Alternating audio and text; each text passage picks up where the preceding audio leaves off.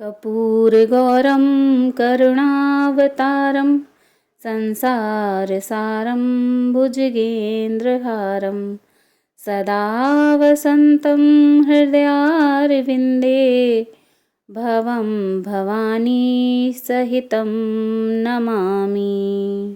सोमवार का दिन भगवान भोलेनाथ को समर्पित होता है।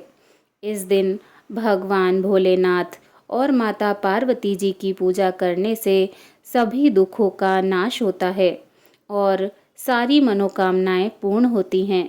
भगवान भोलेनाथ बहुत ही दयालु हैं, बहुत ही भोले हैं, इसीलिए उन्हें भोलेनाथ कहा जाता है। सोमवार के दिन भक्तजन उपवास रखकर व्रत की कथा सुनते हैं, लेकिन जो लोग इस दिन किसी कारणवश उपवास नहीं रख सकते, उन्हें भी इस कथा को पूर्ण श्रद्धा और भक्ति के साथ पढ़ना अथवा सुनना चाहिए। जो भक्त इस कथा को पूर्ण श्रद्धा और भक्ति के साथ सुनते हैं, उनके जीवन में सुख समृद्धि आती है। सोमवार व्रत कथा सुनने से भगवान भोलेनाथ की कृपा प्राप्त होती है। अतः आप सभी इस कथा को पूर्ण श्रद्धा के साथ सुनें और भगवान भोलेनाथ जी की कृपा प्राप्त करें। किसी नगर में एक धनी व्यापारी रहता था। दूर दूर तक उसका व्यापार फैला हुआ था। नगर के सभी लोग उस व्यापारी का सम्मान करते थे। इतना सब कुछ संपन्न होने के बाद भी वह व्यापारी बहुत दुखी था, क्योंकि उसका कोई पुत्र नहीं था, जिस कारण अपनी मृत्यु के पश्चात व्यापार के उत्तराधिकारी की चिंता उसे हमेशा सताती रहती थी। पुत्र प्राप्ति की इच्छा से व्यापारी प्रत्येक सोमवार को भगवान भोलेनाथ जी का व्रत करता था और शाम के समय शिव मंदिर में जाकर भगवान शिव जी के सामने घी का दीपक जलाया करता था। उसकी भक्ति देखकर माँ पार्वती प्रसन्न हो गईं और भगवान शिव जी से उस व्यापारी की मनोकामना पूर्ण करने का निवेदन किया। भगवान शिव जी बोले, इस संसार में सबको उसके कर्म के अनुसार फल की प्राप्ति होती है। जो प्राणी जैसा कर्म करते हैं, उन्हें वैसा ही फल प्राप्त होता है। शिव जी द्वारा समझाने पर भी माता पार्वती नहीं मानी और उस व्यापारी की मनोकामना पूर्ति हेतु भगवान शिव जी से बार बार अनुरोध करती रहीं। अंततः माता के आग्रह को देखकर भगवान भोलेनाथ जी को उस व्यापारी को पुत्र प्राप्ति का वरदान देना पड़ा। वरदान देने के पश्चात भगवान भोलेनाथ जी माता पार्वती जी से बोले, आपके आग्रह पर मैंने पुत्र प्राप्ति का वरदान तो दे दिया, परंतु इसका यह पुत्र 16 वर्ष से अधिक समय तक जीवित नहीं रहेगा। उसी रात भगवान शिव जी उस व्यापारी के स्वप्न में आए और उसे पुत्र प्राप्ति का वरदान दिया और उसके पुत्र के 16 वर्ष तक जीवित रहने की बात भी बताई। भगवान के वरदान से व्यापारी को खुशी तो हुई, लेकिन पुत्र की अल्पायु की चिंता ने उस खुशी को नष्ट कर दिया। व्यापारी पहले की तरह सोमवार के दिन भगवान शिव जी का विधिवत व्रत करता रहा। कुछ महीनों के बाद उसके घर एक अति सुंदर बालक ने जन्म लिया और घर में खुशियां ही खुशियां भर गईं। बहुत धूमधाम से पुत्र जन्म का समारोह मनाया गया, परंतु व्यापारी को पुत्र जन्म की अधिक खुशी नहीं हुई, क्योंकि उसे पुत्र की अल्पायु के रहस्य का पता था। जब पुत्र 12 वर्ष का हुआ तो व्यापारी ने उसे उसके मामा के साथ पढ़ने के लिए वाराणसी भेज दिया। लड़का अपने मामा के साथ शिक्षा प्राप्ति हेतु चल दिया। रास्ते में जहाँ भी मामा भांजे विश्राम हेतु रुकते, वहीं यज्ञ करते और ब्राह्मणों को भोजन कराते। लंबी यात्रा के बाद मामा भांजे एक नगर में पहुँचे। उस दिन नगर के राजा की कन्या का विवाह था, जिस कारण पूरे नगर को सजाया गया था। निश्चित समय पर बारात आ गई, लेकिन वर का पिता अपने बेटे की एक आंख के काने होने के कारण बहुत चिंतित था। उसे भय था कि इस बात का पता चलने पर कहीं राजा विवाह से इनकार न कर दे, इससे उसकी बदनामी होगी। जब वर के पिता ने व्यापारी के पुत्र को देखा तो उसके मस्तिष्क में एक विचार आया। उसने सोचा, क्यों ना इस लड़के को दुल्हा बनाकर राजकुमारी से विवाह करा दूं। विवाह के बाद इसको धन देकर विदा कर दूंगा और राजकुमारी को अपने नगर ले जाऊंगा। वर के पिता ने लड़के के मामा से इस संबंध में बात की। मामा ने धन मिलने के लालच में वर के पिता की बात स्वीकार कर ली। लड़के को दूल्हे का वस्त्र पहनाकर राजकुमारी से विवाह कर दिया गया। राजा ने बहुत सारा धन देकर राजकुमारी को विदा किया। विवाह के बाद लड़का जब राजकुमारी के साथ लौट रहा था तो वह सच नहीं छिपा सका और उसने राजकुमारी की ओढ़नी पर लिख दिया, राजकुमारी, तुम्हारा विवाह मेरे साथ हुआ था। मैं तो वाराणसी पढ़ने के लिए जा रहा हूँ और अब तुम्हें जिस नवयुवक की पत्नी बनना पड़ेगा वह कान्हा है। जब राजकुमारी ने अपनी ओढ़नी पर लिखा हुआ पढ़ा तो उसने काने लड़के के साथ जाने से इनकार कर दिया। राजा को जब ये सब बातें पता लगी तो उसने राजकुमारी को महल में ही रख लिया। उधर लड़का अपने मामा के साथ वाराणसी पहुंच गया और गुरुकुल में पढ़ना शुरू कर दिया। जब उसकी आयु 16 वर्ष की हुई तो उसने यज्ञ किया। यज्ञ के समाप्ति पर ब्राह्मणों को भोजन कराया और खूब अन्न वस्त्र दान किए। रात को वह अपने शयन कक्ष में सो गया। भगवान शिव जी के वरदान के अनुसार शयन अवस्था में ही उसके प्राण पखेरु उड़ गए। सूर्योदय पर मामा मृत भांजे को देखकर रोने पिटने लगा। आसपास के लोग भी एकत्रित होकर दुख प्रकट करने लगे। लड़के के मामा के रोने विलाप करने के स्वर समीप से गुजरते हुए भगवान शिव जी और माता पार्वती जी ने भी सुने। माता पार्वती जी ने भगवान शिव जी से कहा, प्राणनाथ, मुझे इसके रोने के स्वर सहन नहीं हो रहे हैं। आप इस व्यक्ति के कष्ट को अवश्य दूर करें। भगवान शिव जी ने माता पार्वती जी के साथ अदृश्य रूप से समीप जाकर देखा तो भगवान भोलेनाथ माता पार्वती जी से बोले, यह तो उसी व्यापारी का पुत्र है जिसे मैंने 16 वर्ष की आयु का वरदान दिया था। इसकी आयु पूरी हो गई है। माता पार्वती जी ने फिर भगवान भोलेनाथ जी से निवेदन कर उस बालक को जीवन दान देने का आग्रह किया। माता पार्वती के आग्रह पर भगवान भोलेनाथ जी ने उस लड़के को जीवित होने का वरदान दिया और कुछ ही पल में वह जीवित होकर उठ बैठा। शिक्षा समाप्त करके लड़का मामा के साथ अपने नगर की ओर चल दिया। दोनों चलते हुए उसी नगर में पहुँचे जहाँ उसका विवाह हुआ था। उस नगर में भी यज्ञ का आयोजन किया। समीप से गुजरते हुए नगर के राजा ने यज्ञ का आयोजन देखा और उसने तुरंत ही लड़के और उसके मामा को पहचान लिया।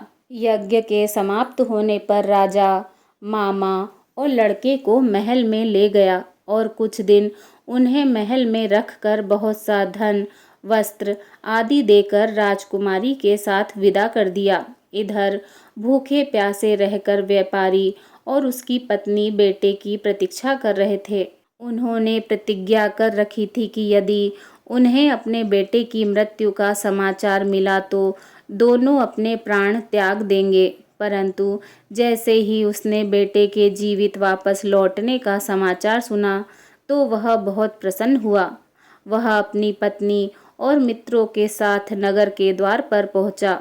अपने बेटे के विवाह का समाचार सुनकर पुत्र वधू राजकुमारी को देखकर उसकी खुशी का ठिकाना न रहा। उसी रात भगवान शिव जी ने व्यापारी के स्वप्न में आकर कहा, हे श्रेष्ठी, मैंने तेरे सोमवार के व्रत करने और व्रत कथा सुनने से प्रसन्न होकर तेरे पुत्र को लंबी आयु प्रदान की है। पुत्र की लंबी आयु जानकर व्यापारी बहुत प्रसन्न हुआ। शिव भक्त होने तथा सोमवार का व्रत करने से व्यापारी की सभी मनोकामनाएं पूर्ण हुई। इसी प्रकार जो भक्त सोमवार का विधिवत व्रत करते हैं और व्रत कथा सुनते हैं, उनकी सभी इच्छाएं पूरी होती हैं। प्रेम से बोलिए जय भोलेनाथ, जय माता पार्वती। ओम नमः पार्वते पते हर हर महादेव। शिव चालीसा। जय गणेश गिरजा सुवन मंगल मूल सुजान, कहत अयोध्या दास तुम देहु अभय वरदान। जय गिरजापति दीन दयाला, सदा करत संतन प्रतिपाला। भाल चंद्रमा सोहत नीके, कानन कुंडल नाग फनीके। अंग गौर सिर गंग बहाए, मुंड माल तन छार लगाए। वस्त्र खाल बागांबर सोहे, छवि को देख नाग मन मोहे। मैना मातु की हवे दुलारी, बाम अंग सोहत छवि न्यारी। कर त्रिशूल सोहत छवि भारी, करत सदा शत्रुन क्षयकारी। नंदी गणेश सोहे तह कैसे, सागर मध्य कमल है जैसे। कार्तिक श्याम और गणराऊ, या छवि कही जात न काऊ। देवन जब ही जाए पुकारा, तब ही दुख प्रभु आप निवारा। किया उपद्रव तारक भारी, देवन सब मिली तुम्हें जुहारी। तुरत षडानन आप पठायो, लव निमेष महामार गिरायो। आप जलंधर असुर संहारा, सुयश तुम्हार विदित संसारा। त्रिपुरासुर सन युद्ध मचाई, सब ही कृपा कर लीन बचाई। किया तप ही भागीरथ भारी, पूरब प्रतिज्ञाता सुपुरारी। दानिन मह तुम समको नाही, सेवक स्तुति करत सदाही। वेद नाम महिमा तब गाई, अकथ अनादि भेद नहीं पाई। प्रकटि उदित मंथन में ज्वाला, जरत सुरासुर भये विहाला। की नहीं दया तह करी सहाई, नीलकंठ तब नाम कहाई। पूजन रामचंद्र जब कीना, जीत के लंक विभीषण दीना। सहस कमल में हो रहे धारी, कीन परीक्षा तब ही पुरारी। एक कमल प्रभु राखेउ जोई, कमल नयन पूजन चहि सोई। कठिन भक्ति देख प्रभु शंकर, भये प्रसन्न दिए इच्छित वर। जय जय जय अनंत अविनाशी, करत कृपा सबके घटवासी। दुष्ट सकल नित मोहि सतावे, भ्रमत रहो मोहि चैन न आवे। त्राहि त्राहि मैं नाथ पुकारो, यही अवसर मोहियान उबारो। ले त्रिशूल शत्रुन को मारो, संकट से मोहियान उबारो। माता पिता भ्राता सब होई, संकट में पूछत नहीं कोई। स्वामी एक है आस तुम्हारी, आए हरौ मम संकट भारी। धन निर्धन को देत सदा ही, जो कोई जाचे सो फल पाही। स्तुति के ही विधि करे तुम्हारी, क्षमहु नाथ अब चूक हमारी। शंकर हो संकट के नाशन, मंगल कारण विघ्न विनाशन। योगी यति मुनि ध्यान लगावे, शारद नारद शीस नवावे। नमो नमो जय नमः शिवाय, सुर ब्रह्मादिक पार न पाए। जो यह पाठ करे मन लाई, तापर होत है शंभु सहाई। ऋनिया जो कोई हो अधिकारी, पाठ करे सो पावन हारी। पुत्रहीन कर इच्छा जोई, निश्चय शिव प्रसाद तेहि होई। पंडित त्रयोदशी को लावे, ध्यान पूजन होम करावे। त्रयोदशी व्रत करे हमेशा, ताके तन नहीं रहे कलेशा। धूप दीप नैवेद्य चढ़ावे, शंकर सम्मुख पाठ सुनावे। जन्म जन्म के पाप नसावे, अंत धाम शिवपुर में पावे। कहे अयोध्या दास आस तुम्हारी, जानि सकल दुख हरहु हमारी। नित्य नेम कर प्रात ही, पाठ करो चालीसा। तुम मेरी मनोकामना, पूर्ण करो जगदीश। मगसर छठी है मंथ ऋतु, संवत 64 जान। स्तुति चालीसा शिव ही, पूर्ण कीन कल्याण। ओम जय शिव ओमकारा, स्वामी जय शिव ओमकारा। ब्रह्मा विष्णु सदा शिव, ब्रह्मा विष्णु सदा शिव। अर्धांगी धारा, ओम जय शिव ओमकारा। एकानन चतुरानन, पंचानन राजे, स्वामी पंचानन राजे। हंसासन गरुणासन, हंसासन गरुणासन। वृषवाहन साजे, ओम जय शिव ओमकारा। दो भुज चार चतुर्भुज, 10 भुज अति सोहे, स्वामी 10 भुज अति सोहे।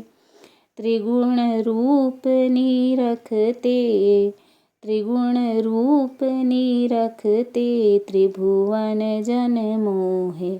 ओम जय शिव ओमकारा।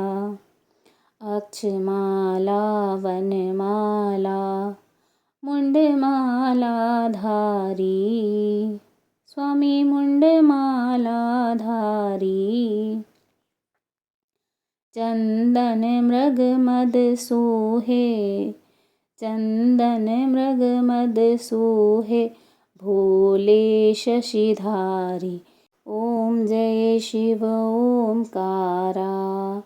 श्वेतांबर पीतांबर, बागांबर अंगे, स्वामी बागांबर अंगे।